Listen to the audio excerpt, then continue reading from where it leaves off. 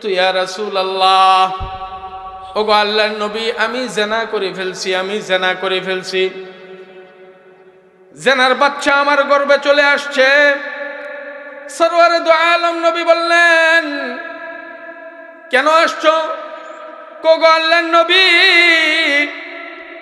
গুনাহগার অবস্থায় যদি হাসরের ময়দানে আল্লাহর সামনে দাঁড়াই, কি মুখ নিয়ে দাঁড়াবো? আল্লাহকে কিভাবে এই চেহারা দেখাবো?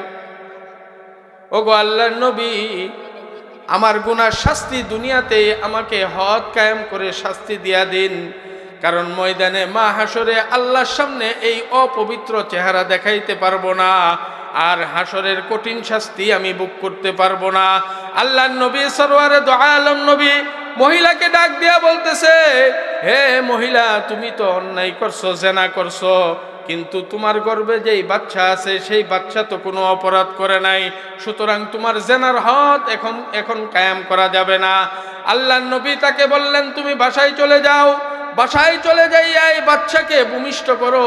যখন তুমি আলাদা হয়ে যাইবা, বাচ্চা আলাদা হয়ে যাবে, তখন তুমি আমার দরবারে আসবা। মহিলা বাসায় চলে গেলেন। বাসায় যাইয়া এই বাচ্চাটা যখন ভূমিষ্ঠ হইল, সরওয়ারে দু আলম নবীর দরবারে নিয়ে আসলেন। আয়েশা বলতেছে, ইয়া রাসূলুল্লাহ, ইয়া হাবিবাল্লাহ, ওগো আল্লাহর নবী,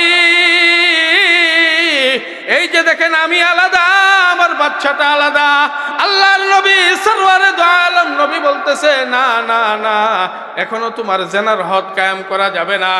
কারণ কি? কারণ হলো এই বাচ্চাটা এখনো তোমার স্তনের প্রয়োজন আছে। এই বাচ্চাকে নিয়ে বাড়িতে চলে যাও, বাচ্চাকে যাইয়া দুধ পান করাইতে থাকো। যখন বাচ্চার দুধের প্রয়োজন না হবে, তখন তুমি আমার দরবারে তোমার বাচ্চা নিয়ে আসবা।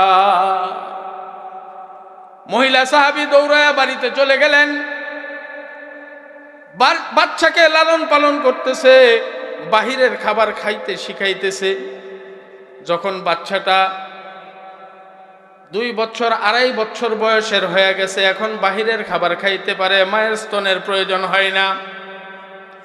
এবার মা তার গর্ভের সন্তানটাকে হাঁটায় হাঁটায় আল্লাহর নবীর দরবারে নিয়ে আসতেছে।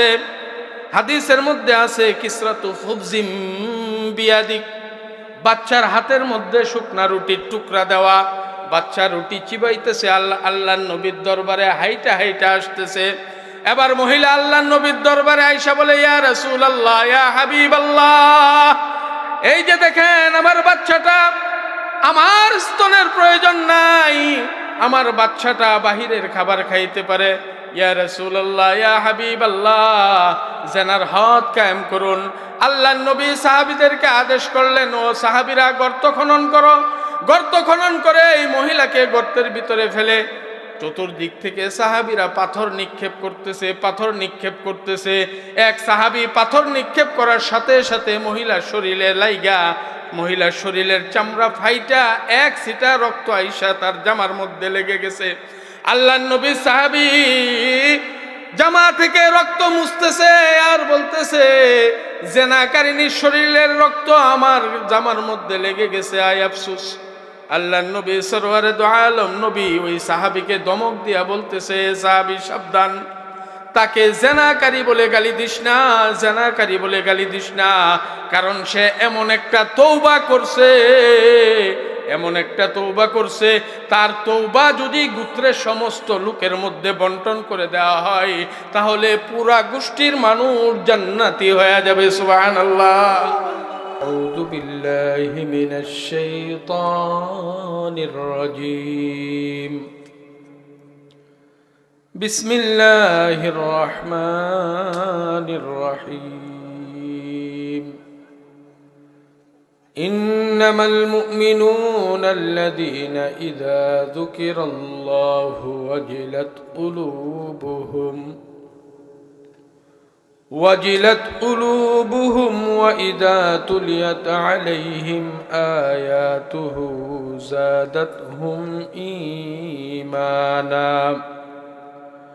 زادتهم إيمانا وعلى ربهم يتوكلون الذين يقيمون الصلاة ومما رزقناهم ينفقون ينفقون أولئك هم المؤمنون حقا لهم درجات عند ربهم ومغفرة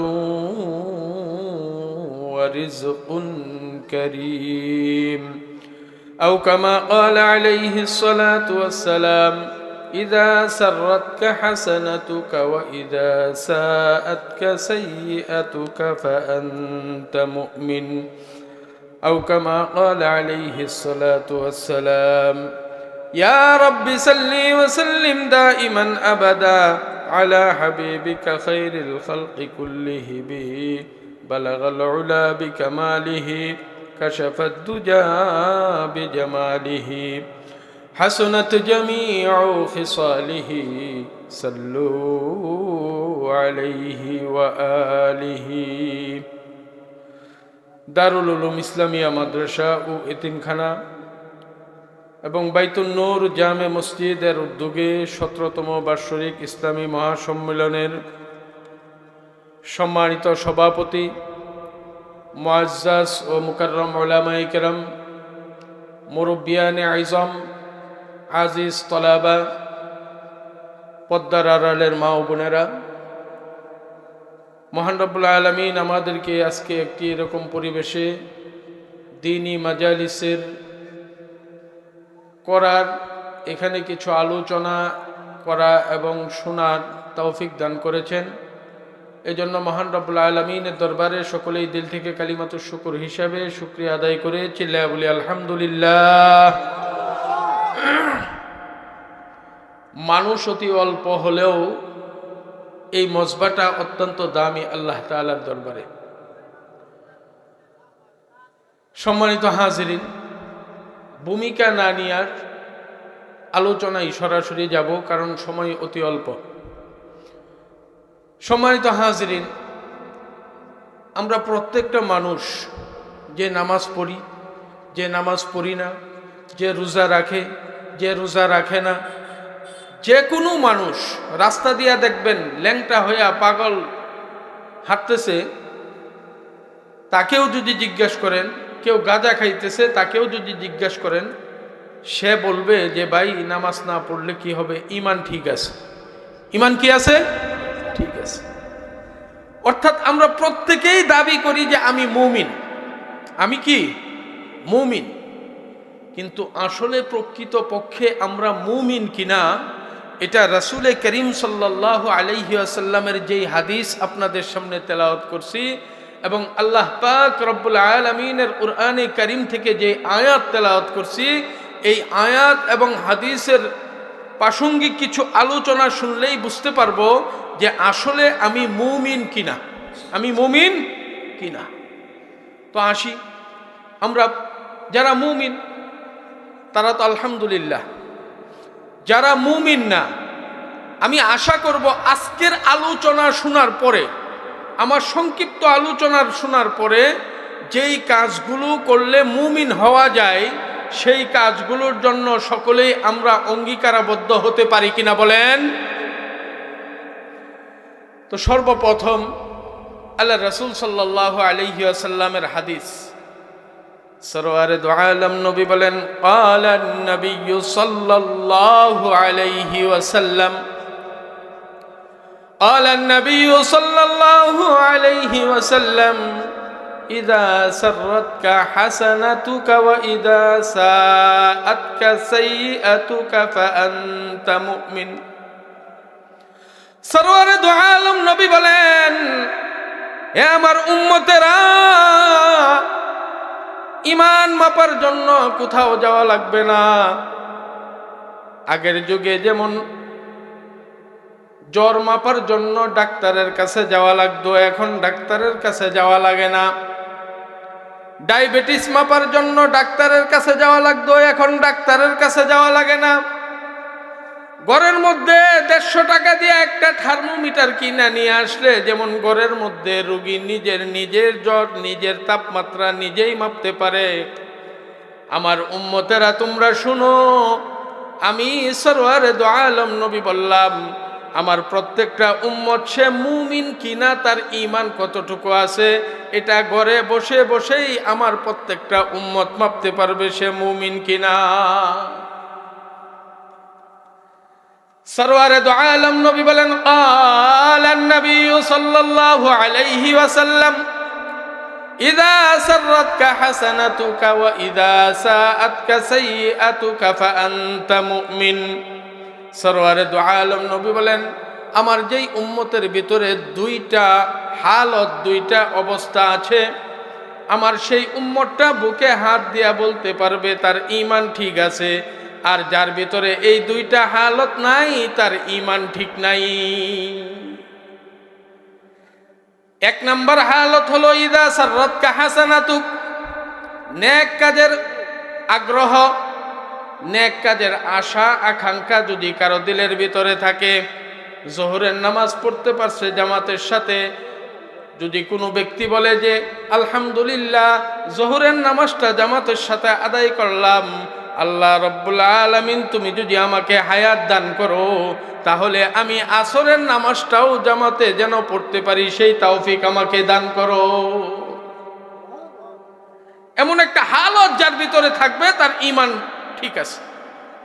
নেক কাজের উৎসাহ, 10 পারা কোরআন শরীফ আজকে তেলাওয়াত করছে, আল্লাহ তাআলার কাছে শুকরিয়া আদায় করে বলবে আলহামদুলিল্লাহ, আল্লাহ 10 পারা কোরআন শরীফ তেলাওয়াত করার তৌফিক দান করছো, তো কালকে যেন আরো বেশি তেলাওয়াত করতে পারি, তৌফিক দান করো।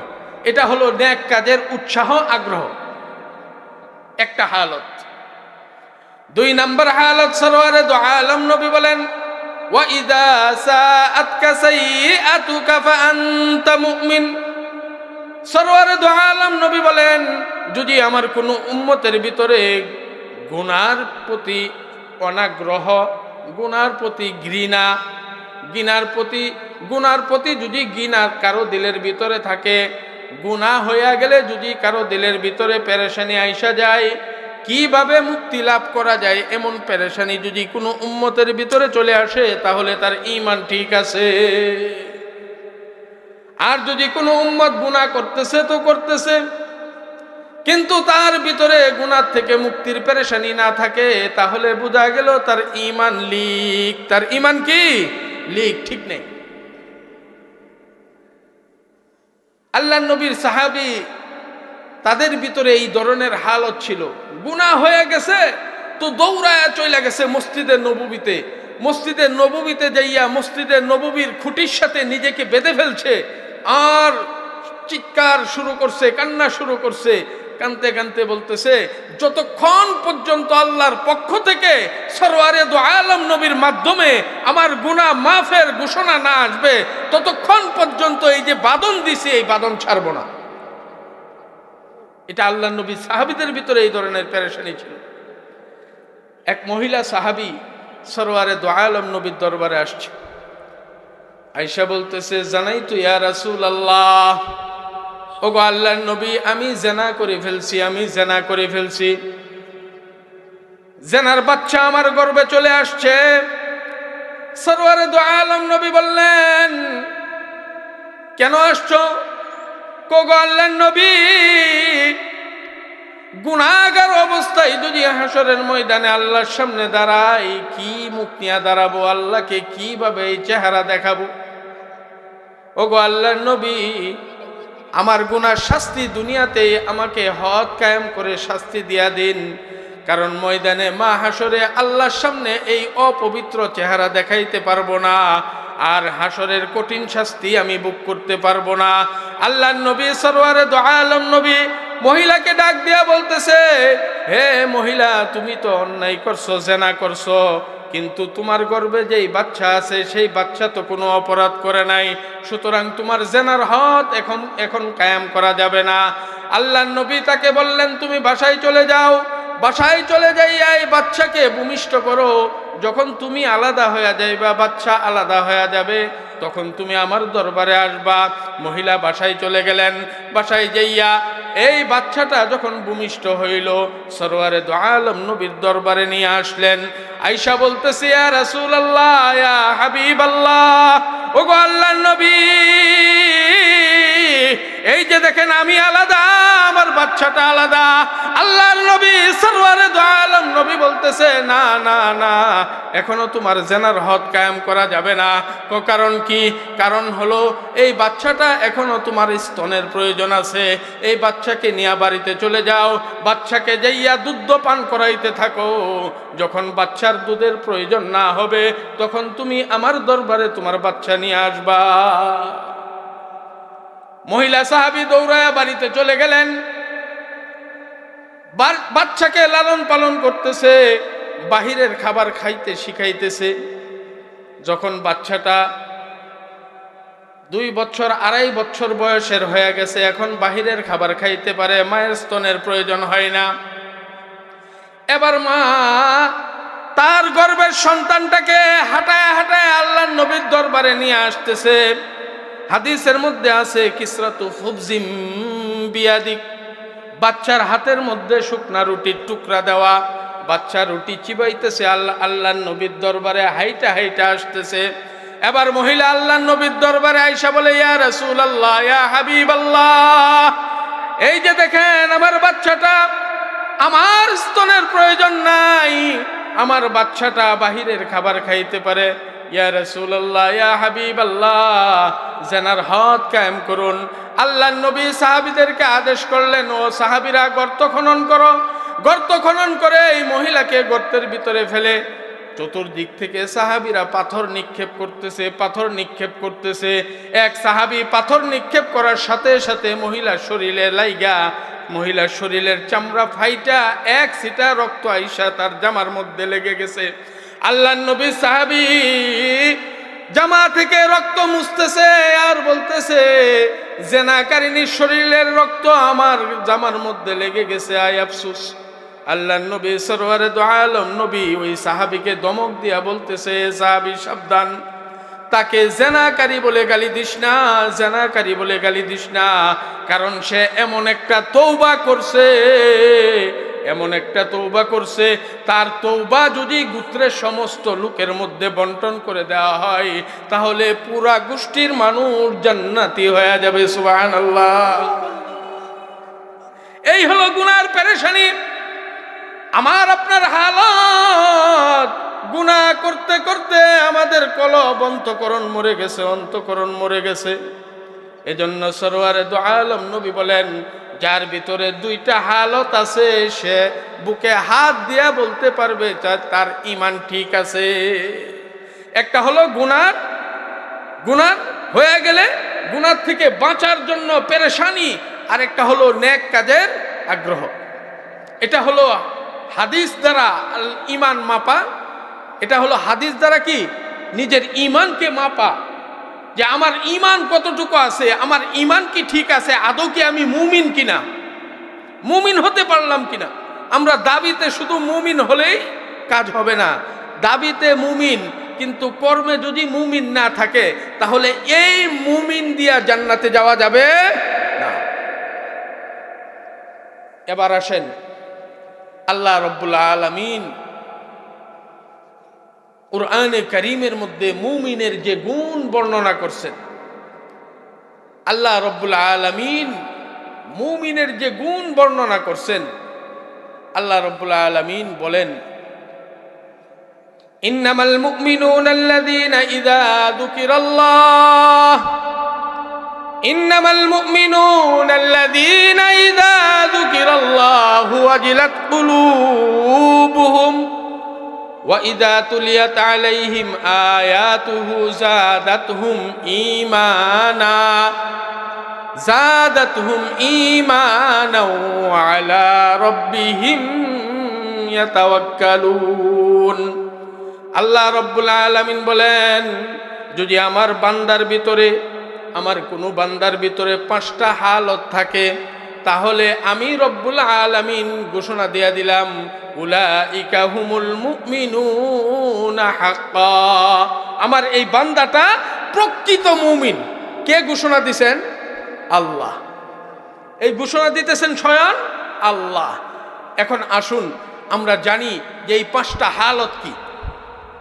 1 নম্বর হালত, ইন্নামাল মুমিনুনা আল্লাযীনা ইযা যুকিরাল্লাহ, মুমিনের সামনে যদি আল্লাহর নাম উচ্চারণ করা হয়, মুমিনের শরীরের পশমগুলো দাঁড়ায়া যাবে, মুমিনের হালত পরিবর্তন হয়ে যাবে।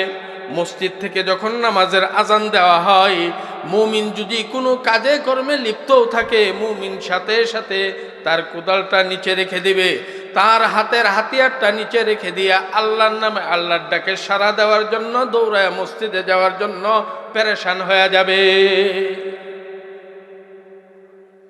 আল্লাহর কোরআনের তেলাওয়াত যদি মুমিনের সামনে করা হয়, মুমিনের ঈমান বেড়ে যায়, ঈমান বেড়ে যায়, মুমিনের ঈমান জোশ দিয়ে উঠে। এই জন্য দেখবেন যখন কোনো ইসলামিক কোনো কাজের জন্য মিছিল করা হয়, নারায়ে তাকবীর যখন বলা হয়, আল্লাহর নামে যখন নারায়ে লাগানো হয়, তখন মুমিন উচ্চ সুরে নারায়ে তাকবীরের আওয়াজ দিতে থাকে, ঠিক কিনা বলেন? মুমিনের সামনে আল্লাহর নাম নিলেই তার শরীরের পশম দাঁড়ায় যাবে, তার শরীরের মধ্যে অন্যরকম একটা হালত চলে আসবে। এটা হলো একটা। ওয়াজিলাত কুলুবুহুম ওয়া ইযা তুলিয়াত আলাইহিম আয়াতুহু যাদাতহুম ঈমানা।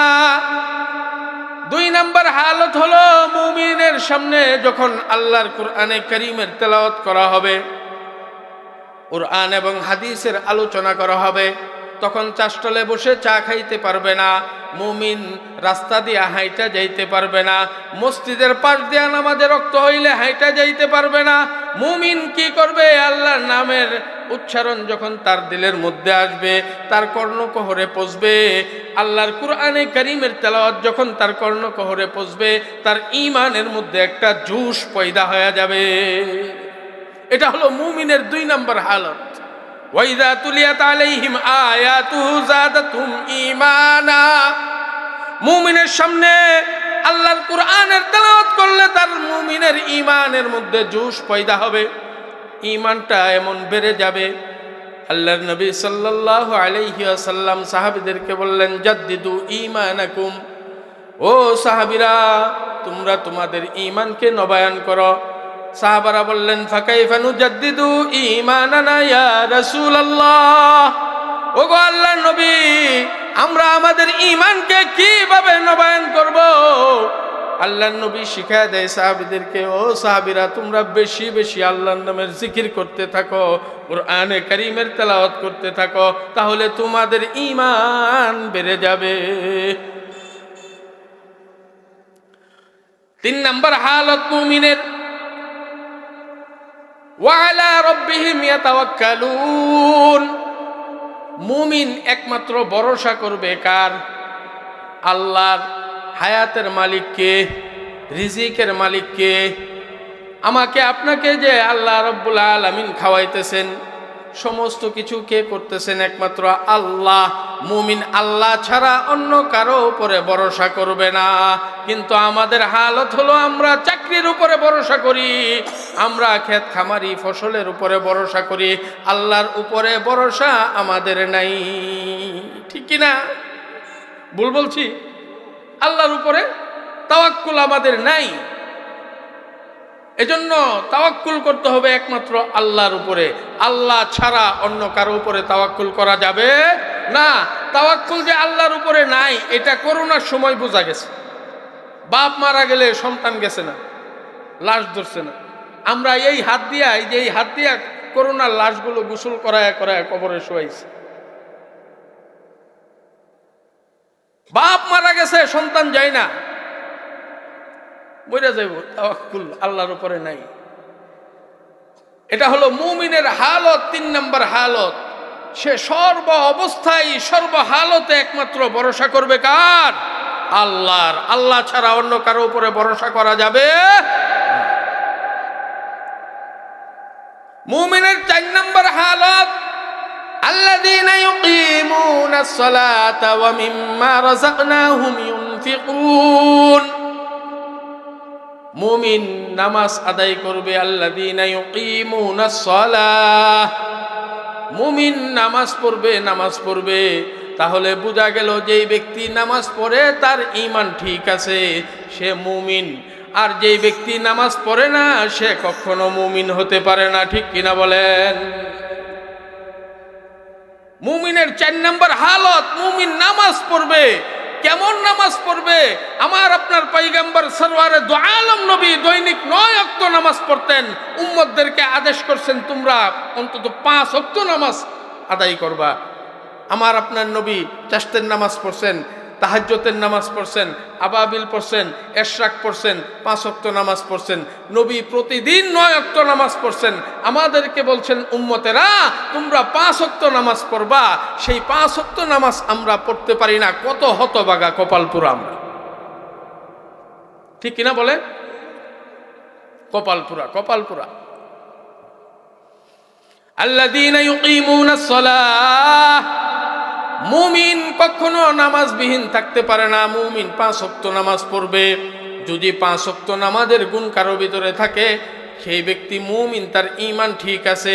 আর যদি নামাজ কেউ না পড়ে, সে যতই দাবি করুক না কেন, আশেকে রাসূল ব্যানার লাগাক, আশেকে রাসূল ক্যাপ লাগাক, আশেকে রাসূল গেঞ্জির পিছনে লাগায়া ঘুরবে, কিন্তু তার ঈমান ঠিক নাই। মুমিনের 5 নম্বর হালত, আল্লাযীনা ইউকিমুনাস সালাতা ওয়া মিম্মা রাযাকনাহুম ইউনফিকুন।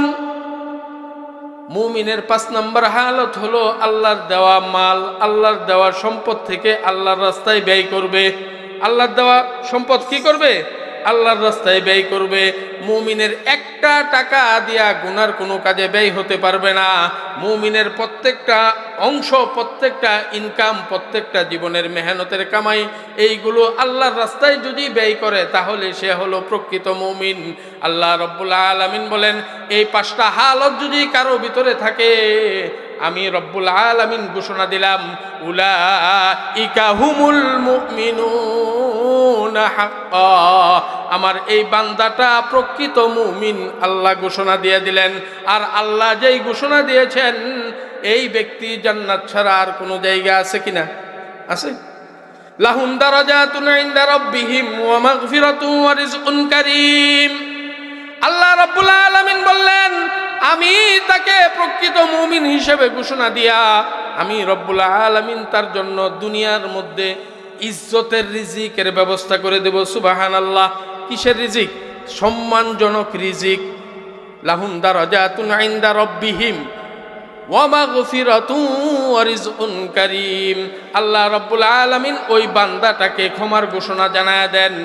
আর ক্ষমার ঘোষণা দিয়া দুনিয়াতে আল্লাহ রাব্বুল আলামিন তার জন্য সম্মানজনক রিজিকের ব্যবস্থা করেন। সুবহানাল্লাহ। সম্মানিত হাজিরিন, এই যে 5টা হালত, আর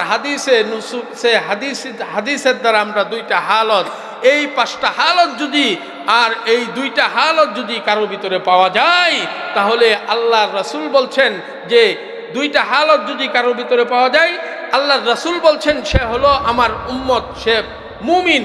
আর আল্লাহ রব্বুল আলামিন বললেন যে 5টা হালত যদি কারো কোনো বান্দার ভিতরে পাওয়া যায়, আমি রব্বুল আলামিন ঘোষণা দিলাম আমার এই বান্দাটা প্রকৃত মুমিন, আর তার জন্য আমি ক্ষমার ঘোষণা করে দিলাম, সাথে সাথে সম্মানজনক রিজিকের ব্যবস্থা করে দিলাম। আমরা রাজি আছি তো এই হালতগুলো আমাদের ভিতরে আনার জন্য?